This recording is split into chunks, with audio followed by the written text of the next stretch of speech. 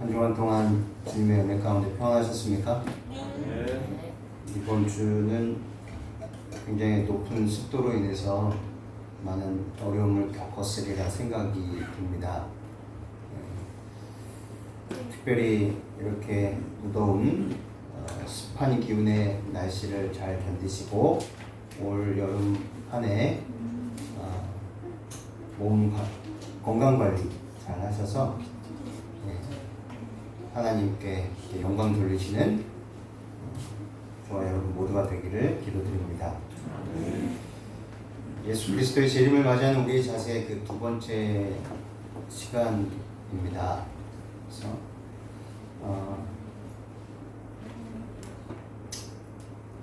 예수님께서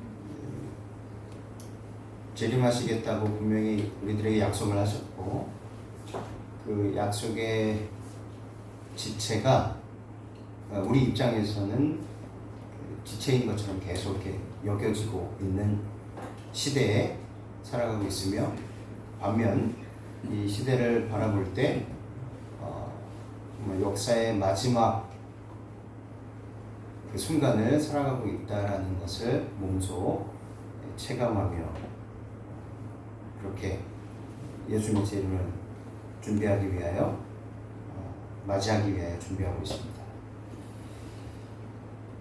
먼저 말씀을 보도록 하겠습니다. 마태복음 24장 36절에 그러나 그 날과 그 때는 아무도 모르나니 하늘의 천사들도 아들도 모르고 오직 아버지만 아시느니라. 재림의 시간을 물론 역사적인 세계 역사가 어떻게 재림을 맞이하기 위해서 가고 있는지, 또 그 재림의 징조들이 어떻게 나타나는지 분명히 다 말씀은 해주셨지만 재림에 대한 시간은 말씀해주지 않으셨습니다. 역사적으로 많은 사람들이 재림의 때, 특별히 예수님께서 어느 때에 오시겠다 라는 잘못된 가르침을 받고 또 그렇게 주장하고 준비해서 많은 사람들이 실패를 맛보았습니다. 초림에 대한 시간은 분명하게 제시되어 있는데 성경에서 어느 때까지니까 라는 질문들이 많이 나오잖아요. 우리 인생들 앞에 시련과 어려움과 고통이 있을 때마다 하나님 어느 때까지니까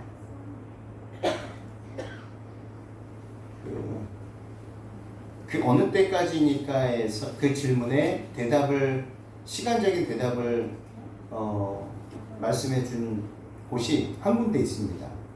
다니엘서 9장이죠. 2300주야. 다니엘서 8장 14절을 통해서 2300주야의 예언을 다니엘에게 주셨고, 그 다니엘이 그 해석을 알지 못해서 밤낮 고민하였고, 가브리엘 천사를 통해서 9장에서 그 2300주야에 대한 그 해석을 해주셨습니다. 그때 그 다니엘을 통해서 주신 정확한 시간적 예언은 어느 때까지니까라는 질문의 시간적 예언은 그곳 외에는 없습니다. 그래서 초림에 대한, 예수님께서 이 땅에 오심에 대한 시간적 예언은 분명히 우리가 2300주야의 예언을 통해서 잘 익히 알고 있는데, 재림의 시간도 알고 싶지 않습니다. 인간적인 마음에. 그래서 많은 사람들이 그렇게 성경을 이상하게 해석하고 또 꽈고 꼬고 해서 나름대로 결론을 잃은, 물론 우리 선조들도 실수를 한 적이 있습니다. 그러나 분명히 예수님께서는 마태복음 24장을 통해서도 그렇고 사도행전 1장 7절을 통해서 6절을 통해서도 그렇고 너희가 알 바 아니다 라고 말씀해 주셨잖아요.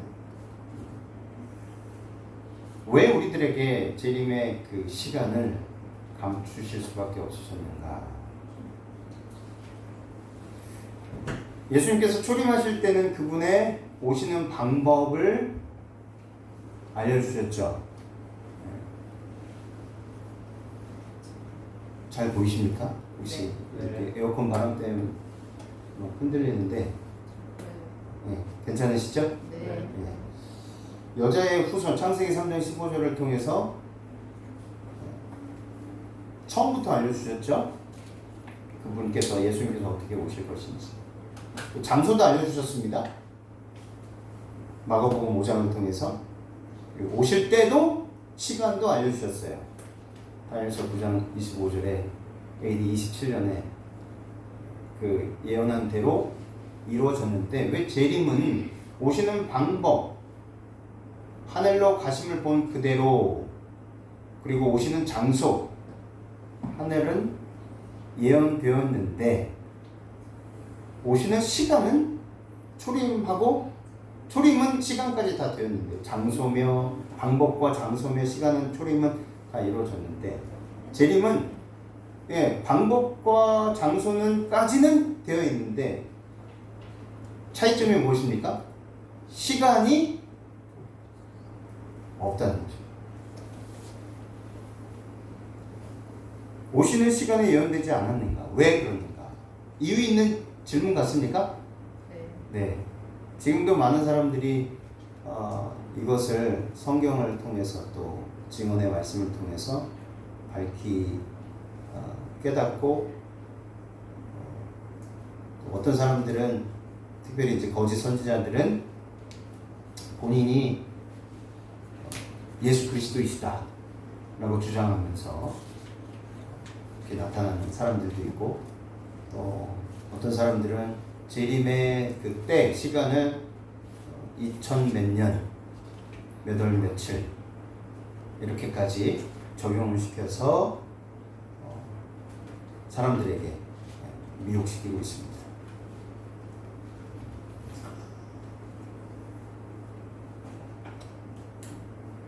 그러나 그것은 초림과 재림의 목적을 이해하면 분명해집니다. 왜 예수님께서 재림하시는 그 시간을 우리들에게 알려주실 수 없는지.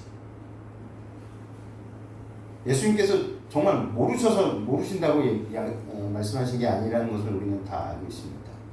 인간의 모습을 쓰시고 인간의 그 한계를 입으시고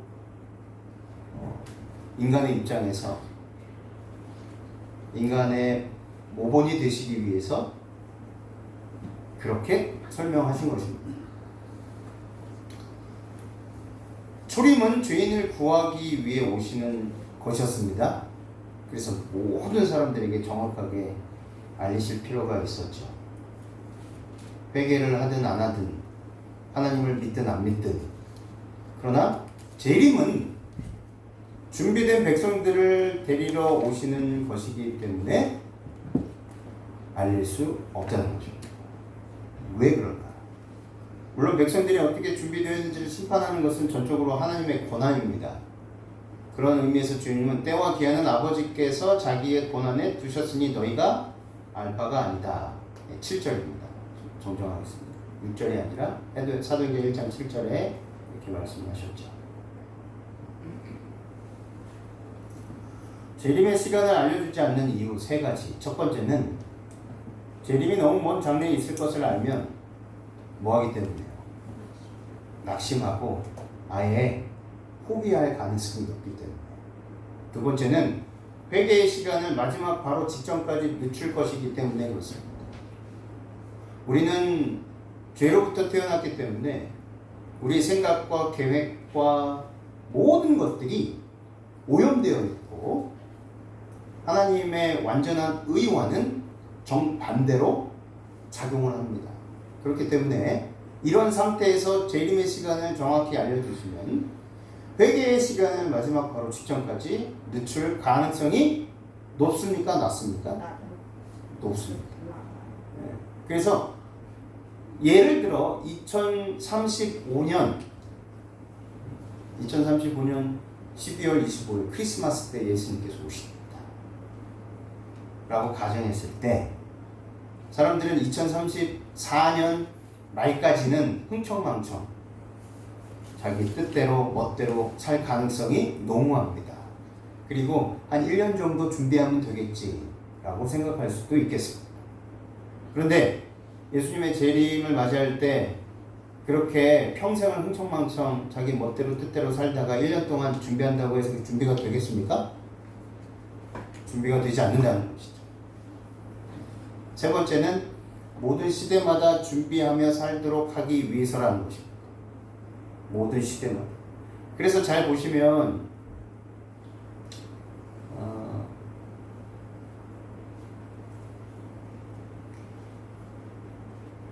마태복음 24장의 악한 종의 비유에서나 또 열처녀의 비유에서 보시면 재림의 지체에 둘 다 재림의 지체 그 주인이 더디 오심으로 인해서 그 악한 종이 악한 행동을 할 수밖에 없었다.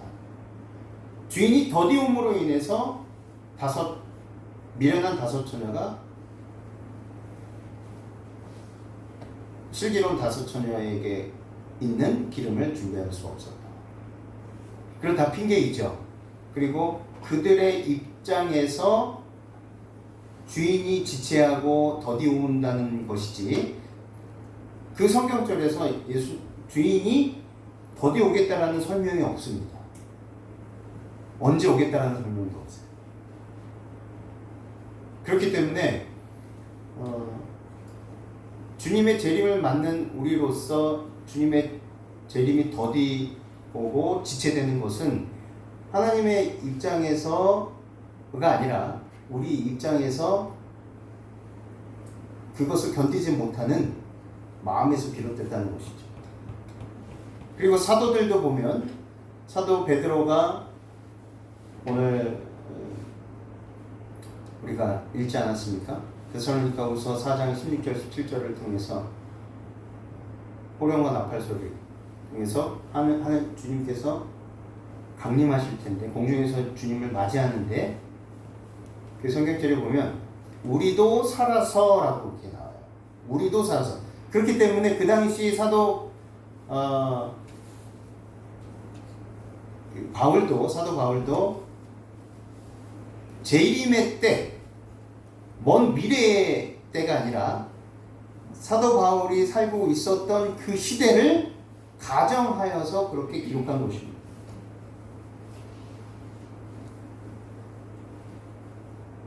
야고보서는 어떻습니까? 야고보서 5장에 야고보서는 이렇게 이야기합니다. 주의 강림이 가까웠다. 사도 베드로는 어떻게 이야기했습니까? 마지막 때가 가까웠다.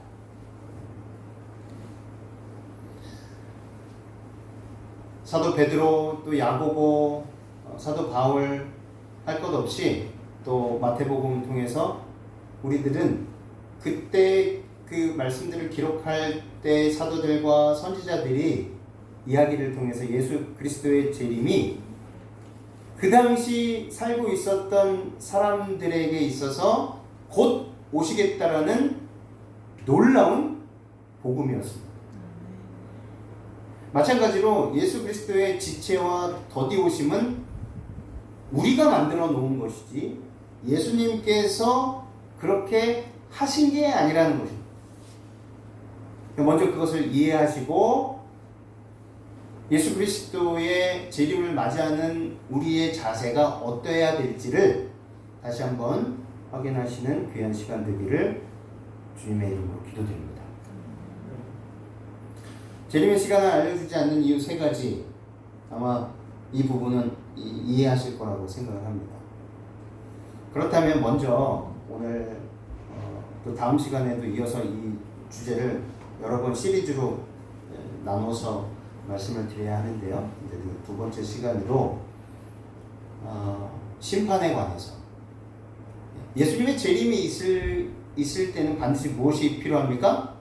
심판이 필요합니다.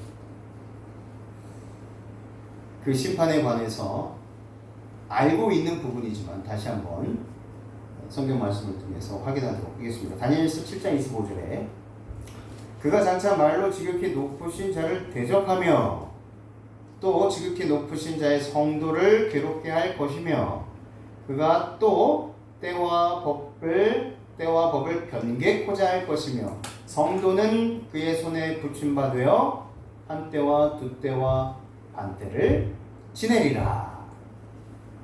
너무도 잘 아는 말씀이시죠? 예수님의 재림이 임박하다는 세 가지 징조를 우리들은 이 시대를 살아가면서 확인할 수 있습니다. 첫 번째는 온 세계의 복음입니다. 마태복음 24장 14절에 이 천국 복음이 모든 민족에게 증거되기 위하여 온 세상에 전파되리니 그제야 끝이 오겠다라고 했어요.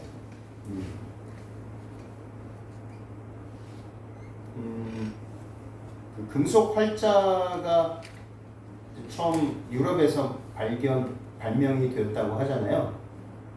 그런데 금속 활자가 유럽의 독일에서 구텐베르크에서 발명이 되기 전 800, 그 전에 벌써 네, 그 전에 우리나라에서 직지신경 나중에서야 발견이 됐습니다. 프랑스 루브르 박물관에서 발견이 됐죠. 금속활자. 금속활자가 발견이 되면서 마틴 루터라든지 츠빙글리라든지 제롬과 후스라든지 이런 믿음의 선구자들이 화영장에 이슬이 되었고, 그리고 그들의 그들이 복음을 받고 믿음으로 말미암는 의를 주창함으로 인해서 예수 그리스도의 재림이 금속 활자의 발전으로 또 발견으로 발명으로 많은 세계에 보급이 되었습니다. 근데 지금은 어떻습니까?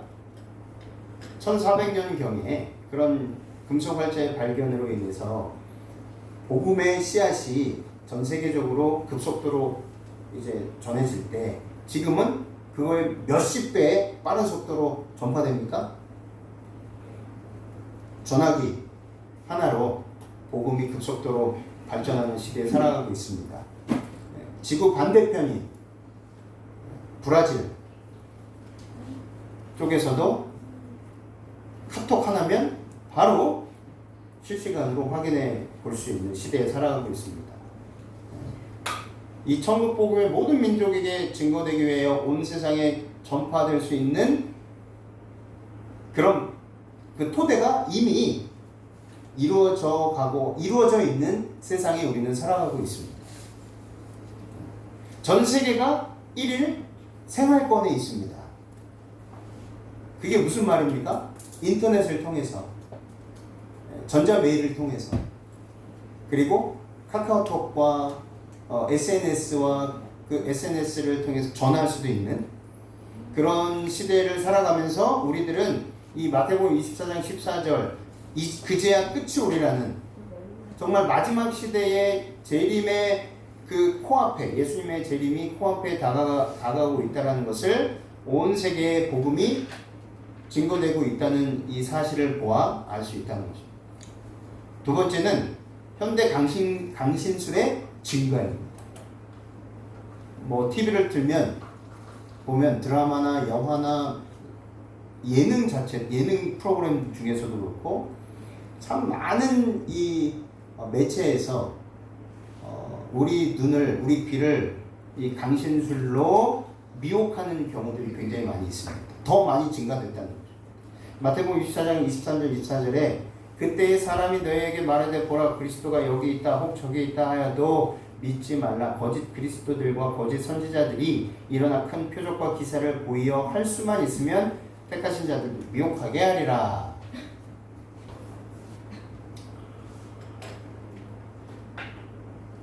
세 번째는 종교와 정치의 연합입니다. 종교 분리 반대의 일들이 오래전부터 일어나고 있습니다. 계시록 17장 1절 2절 3절에 또 7 대접을 가진 7 천사 중 하나가 와서 내게 말하여 가로되 이리 오라. 많은 물 위에 앉은 큰 음녀에 받을 심판을 내게 보이리라. 땅의 임금들도 그로 더불어 음행하였고 땅에 거하는 자들도 그 음행의 포도주에 취하였다 하고 곧 성령으로 나를 데리고 광야로 가니라. 내가 보니 여자의 붉은 빛 짐승을 탔는데 그 짐승의 몸에 참람된 이름들이 가득하고 7머리와 10뿔이 있으며. 잘 아시는 것처럼 짐승은 누구를 상징합니까? 교황을 상징합니다. 우상은 일요일. 하나님의 계명, 넷째 계명이 일요일로 완전히 이렇게 바뀌어버린 거짓 계명. 그것이 짐승의 우상입니다. 성경은 예수님의 재림 임박성을 어떻게 설명하고 있을까요?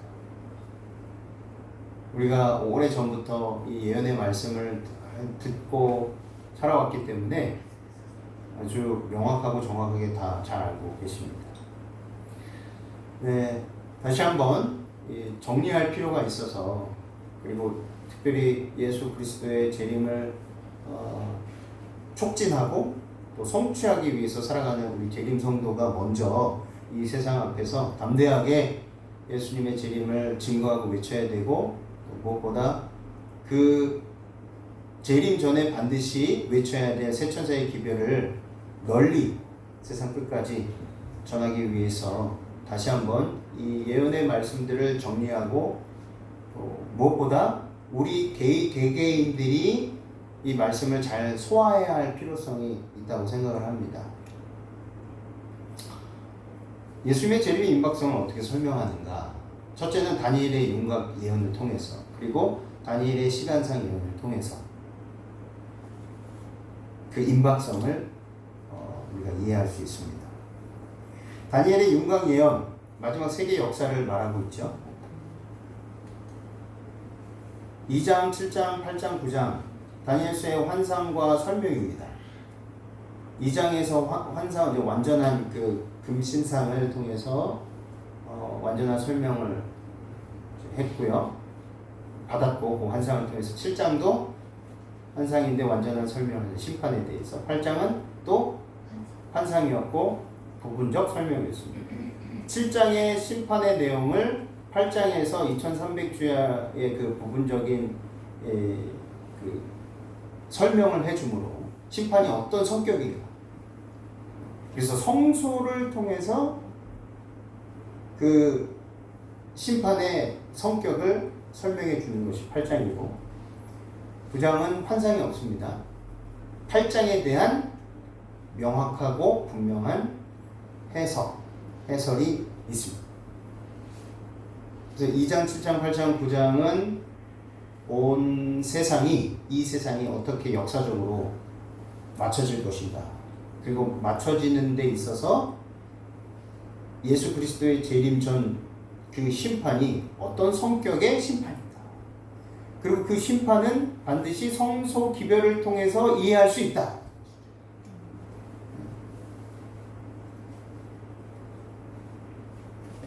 네, 7장 4절에 첫째는 사자와 같은데 독수리의 날개가 있더니 내가 보는 중에 그 날개가 뽑혔고 또 땅에서 들려서 사람처럼 두 발로 서게 하며 받았으며 또 사람의 마음을 받았더라. 바다에서 나온 첫 번째 짐승을 7장에서는 이렇게 설명하고요. 두 번째 짐승은 곰이죠. 곰인데 입에 새 갈빗대가 물고 있는 이런 모습을 보고, 세 번째 짐승은 무엇입니까? 네, 표범이죠. 얼굴이 여러 개 달려있고 날개가 있는 그런 표범과 같은 것이 있는데, 등에는 새 날개가 넷이 있고 그 짐승에 또 머리 넷이 있으며 권세를 받아. 이게 세 번째 짐승. 바다에서 나온 네 번째 짐승은 아주 무섭고 놀라우며 매우 강하다 라고 표현되어 있습니다. 그리고 또 특이한 게 있는데, 쇠로 된 큰 이가 있어서 먹고 부서뜨리고 그 나머지를 발로 밟았으며 이 짐승은 저의 모든 짐승과 다르고 또 10뿔이 있더라. 특징입니다. 10뿔이 있더라. 다니엘서 7장 23절에 그 해석의 열쇠가 있습니다. 모신자가 이처럼 이르되 넷째 짐승은 곧 땅의 넷째 나라인데, 넷째 나라인데 이는 다른 나라들과는 달라서 온 천하를 삼키고 밟아 부서뜨릴 것이다. 넷째 나라. 다니엘서 2장에서 나온 넷째 나라. 어떤 나라입니까? 첫째 짐승 사자는 우리가 아는 대로 바벨론입니다. 금머리. 그리고 둘째 나라는 메데와 페르시아, 은나라이고요. 세 번째는 놋배, 그리스, 헬라 나라입니다. 그리고 네 번째는 철다리, 무서운 짐승, 로마의 나라. 그리고 마지막 열국 시대는 무엇입니까?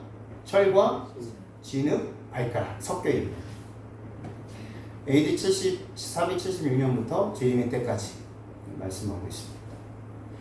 다니엘서 2장에는 이 철과 진흙 나라가 나오고 다니엘서 7장에는 요 네 번째 나라까지 나오면서 부가적으로 설명을 합니다.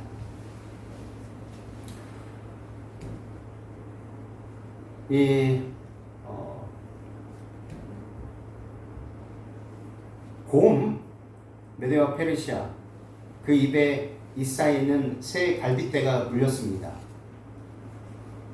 이 갈빗대가 물렸다 하면 리디아, 바벨론, 이집트 세 나라가 메데 페르시아 연합국의 힘에 의해 몰락하는 것을 설명해 주고 있습니다.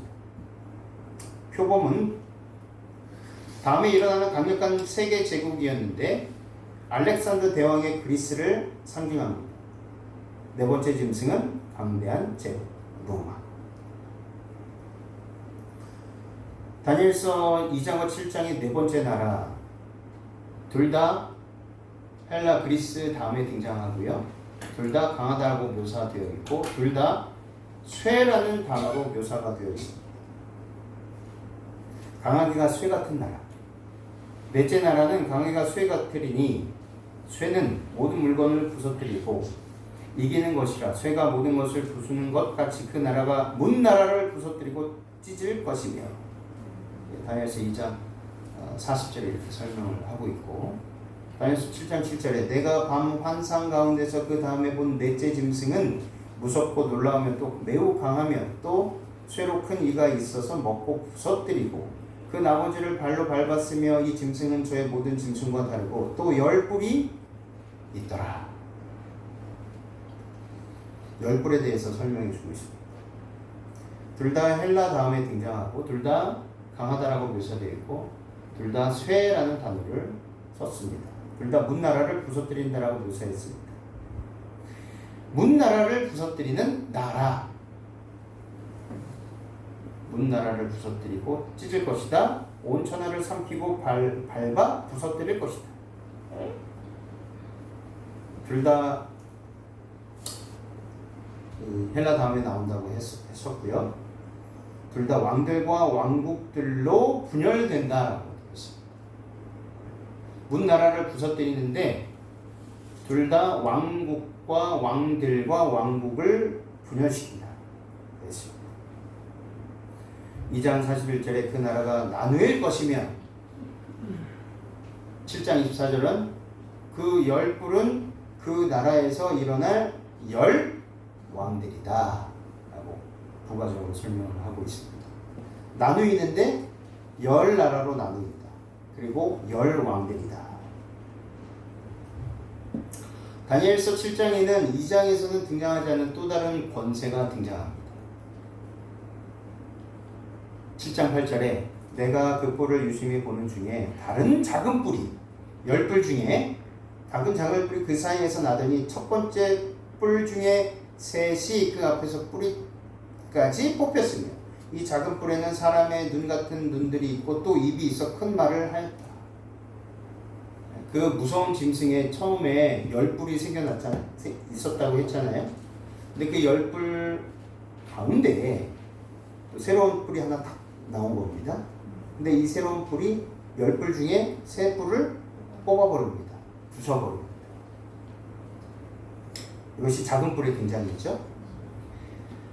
또 7장 20절 21절에 또 그것의 머리에는 10뿔이 있고 그 외에 또 다른 뿔이 나오매 새 뿔이 그 앞에 빠졌으며 그 뿔에는 눈도 있고 큰 말을 하는 입도 있고 그 모양이 그의 동류보다 커 보이더라. 내가 본 적 그 이 뿔이 성도들과 더불어 싸워 그들에게 이겼더라. 성도들과 더불어 싸워서 이겼습니다. 요거를 잘 기억하셔야 될 것 같습니다. 다니엘서 2장과 7장의 공통점은 이렇습니다. 2장에서는 금머리, 은가슴, 놋배, 철다리, 철과 진흙. 7장에서는 금머리를 사자, 또 은가슴을 곰으로, 놋배를 표범으로, 무손 짐승을 로마로, 열국과 자금, 그리고 철과 진흙을 열국과 작은 뿔로 이렇게 묘사하였습니다. 그 모양은 다르지만 그 내용은 같습니다. 바벨론, 메데페르시아, 헬라, 로마, 열국. 그런데 7장에서는 2장에서는 철과 진흙으로 설명이 되어 있는데 2장의 철과 진흙으로 설명되어 있는 것을 7장에서 그것이 무엇인지 다시 재차 해석해 줍니다. 열뿔과 작은 뿔이다. 철과 진흙은 열뿔과 작은 뿔이다. 알렉산더 대왕 사후 144년인 주전 168년 6월 22일 피드나 전투에서 그의 제국은 완전히 멸망합니다. 그리스가 로마로부터 멸망당함을 역사는 분명하게 기록하고 있다는 것이죠.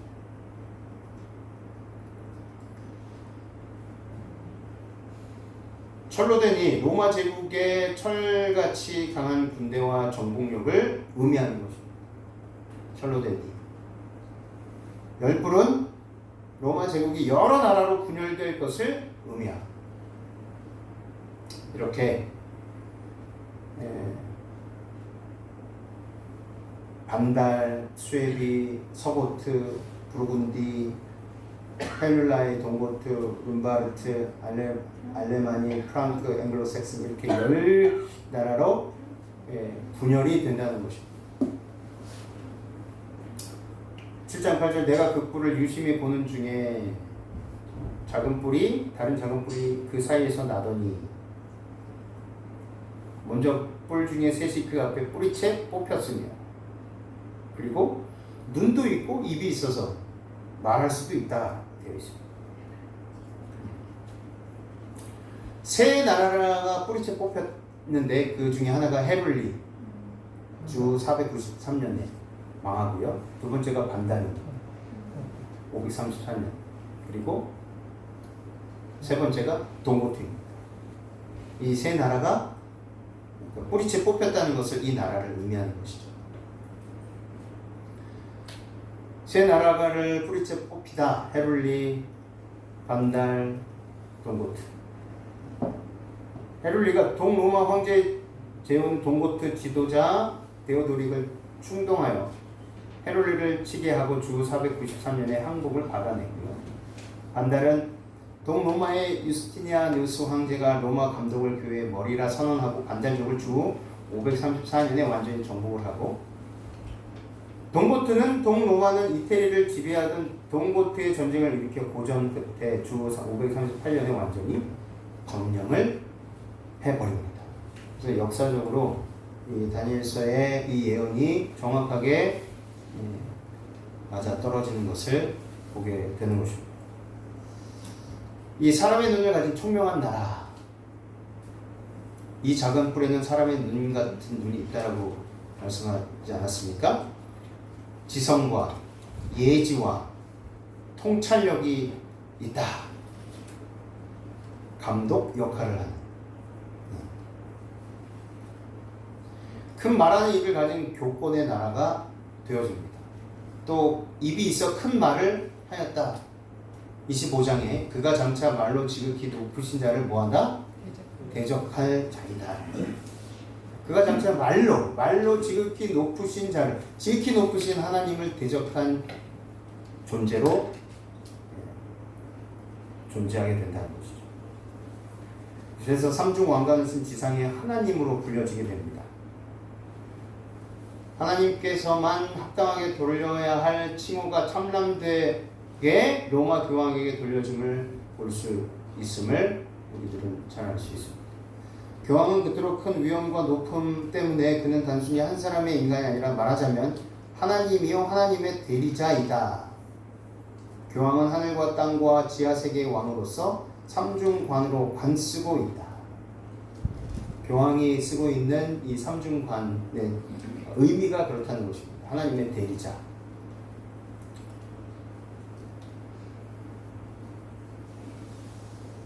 큰 말하는 일, 최고 권위.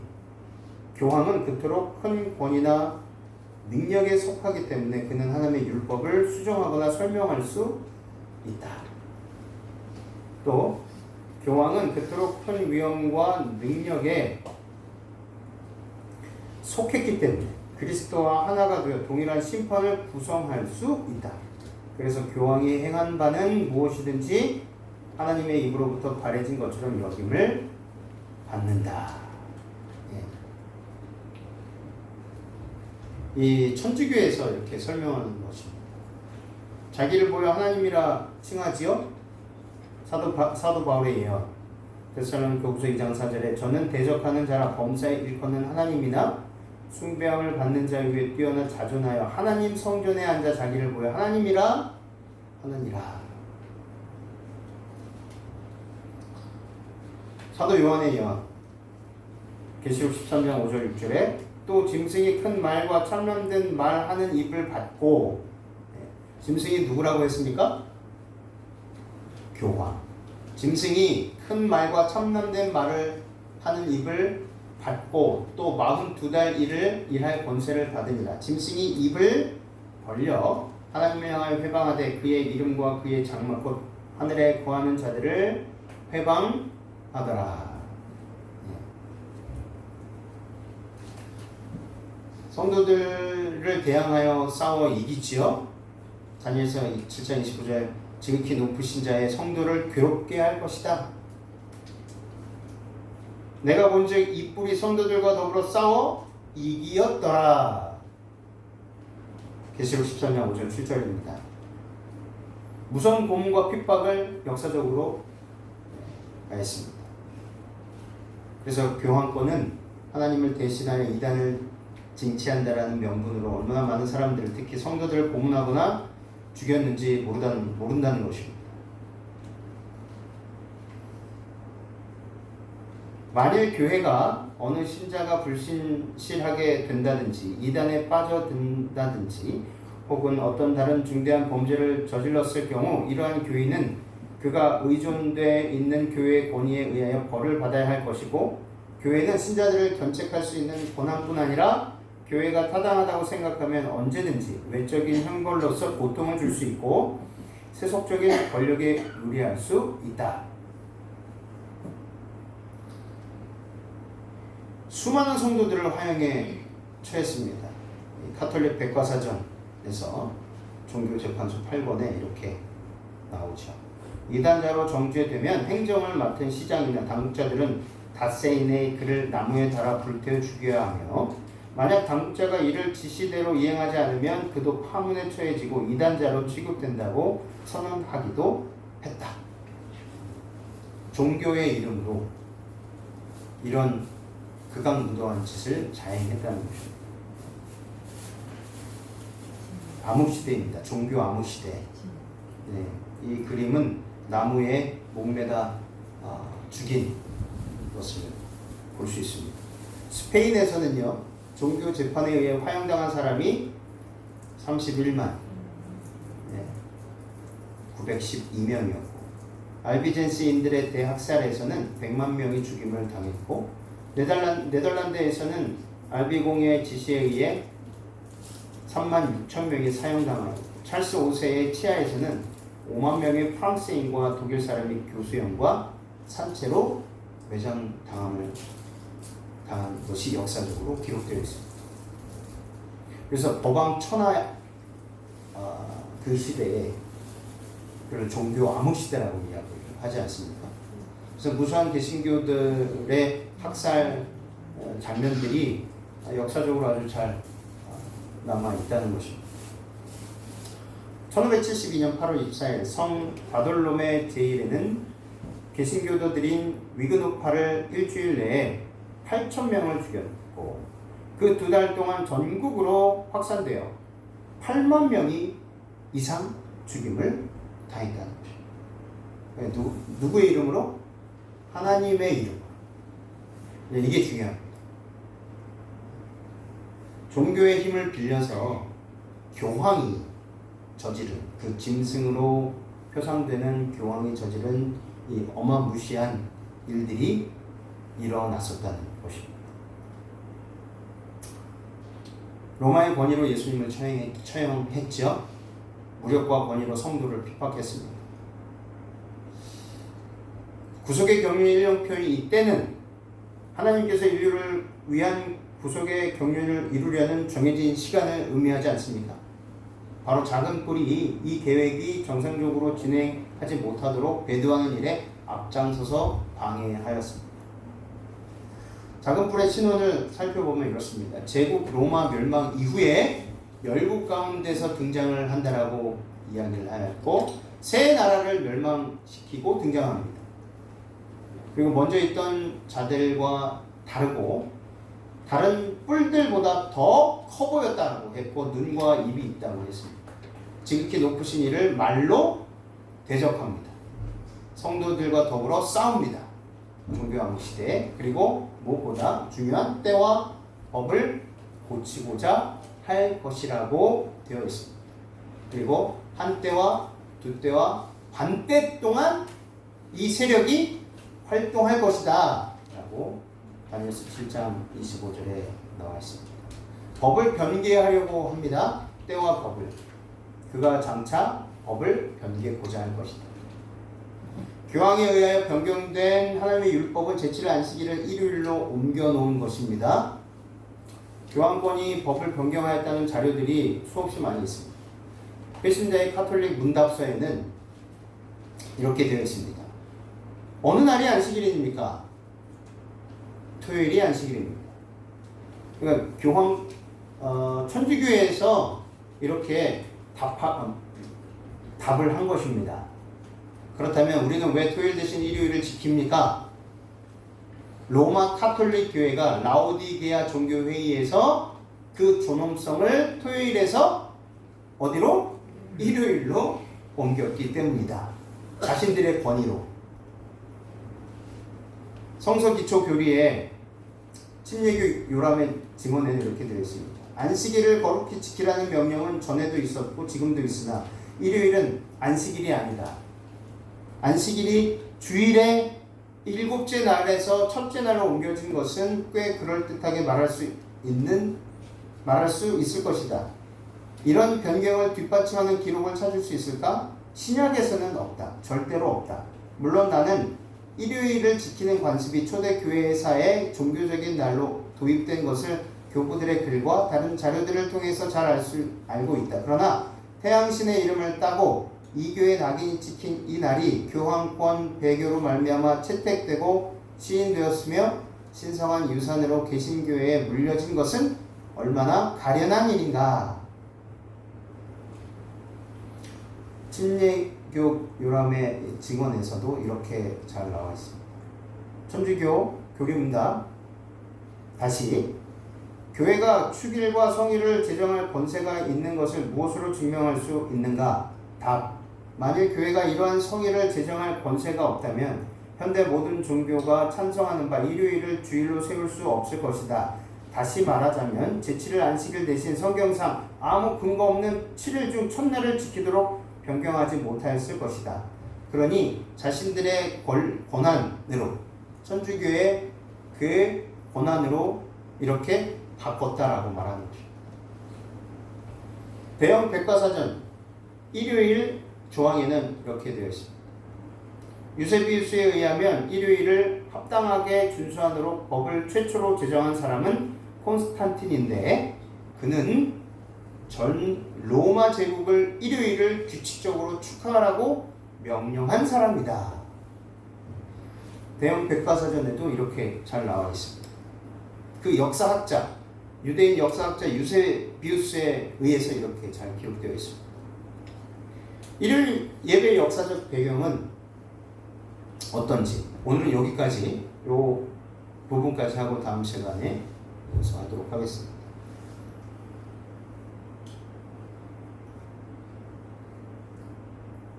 서기 132년부터 136년경에 로마에 대한 유대인들이 로마에 대한 반란이 있었습니다. 그 주동자가 누구였냐면 바르 코크바이, 발코케바라고 또 발음하기도 하는데 인터넷에 잘 바르코크바 치시면 아주 잘 나와 있습니다. 이 바르코크바 이 주동자가 반란의 주동자가 이 사람인데 로마 22군단을 엔켈리 골짜기로 유인하여서 무참하게 죽입니다. 그래서 이 사건으로 인해서 로마는 분노하고 유대인을 초토화시키기 위해서 작전을 펼칩니다. 그때 985개 마을을 전멸시키고 약 100만 명이 사망하게 됩니다.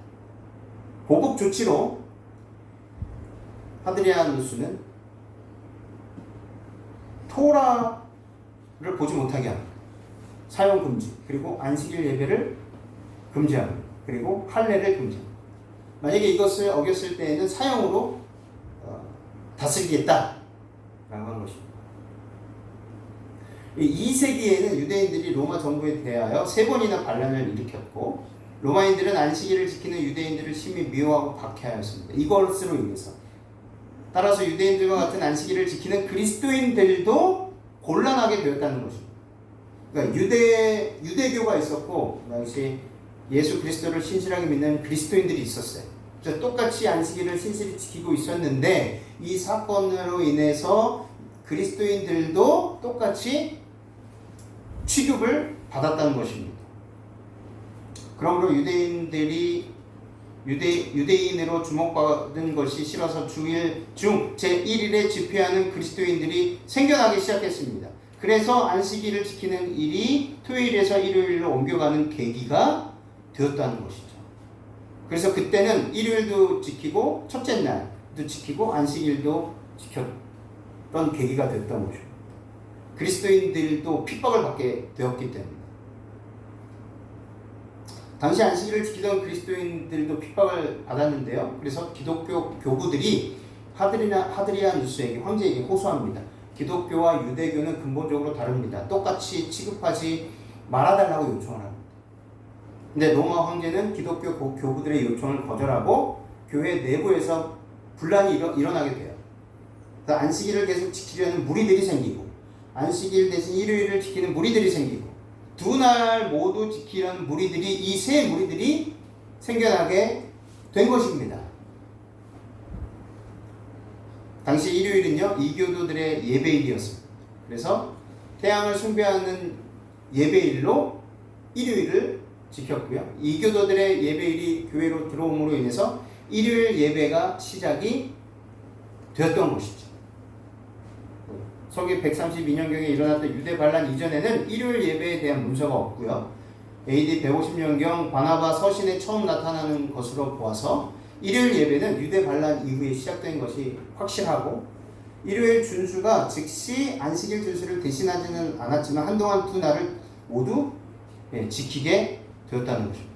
그 당시 로마 나라에서는요 바벨론에서 전해온 일월화수목금토일의 7일 요 제도가 이미 보급되어 있었고요. 또 로마 나라 안에는 상당한 수의 유대인과 그리스도인들이 있었으므로 그들은 성경상의 주일 제도, 곧 안식일을 지켰었습니다. 그리고 당시 로마 나라에서 가장 왕성했던 종교는 태양신을 숭배하는 미트라교였는데 이 미트라교를 믿는 사람들은 태양의 날인 일요일은 경축일이요 토성의 날인 토요일은 불길한 날이라고 생각을 했었습니다. 그래서 305년 올리어스 감독이 일요일 성수 공식을 표명을 했고요. 313년 콘스탄티누스 황제가 밀란 칙령으로 기독교인들에게 자유를 주고 또 313년에 14년에 갈리아 아틀레스 회의에서 부활절 일요일 준수 일자 문제를 논의하여서 321년 콘스탄티누스 황제가 1월 휴업령을 발표하여서 모든 관리와 도시민과 직공들은 태양을 예배하는 날에 휴업하라라고 공표하게 됩니다.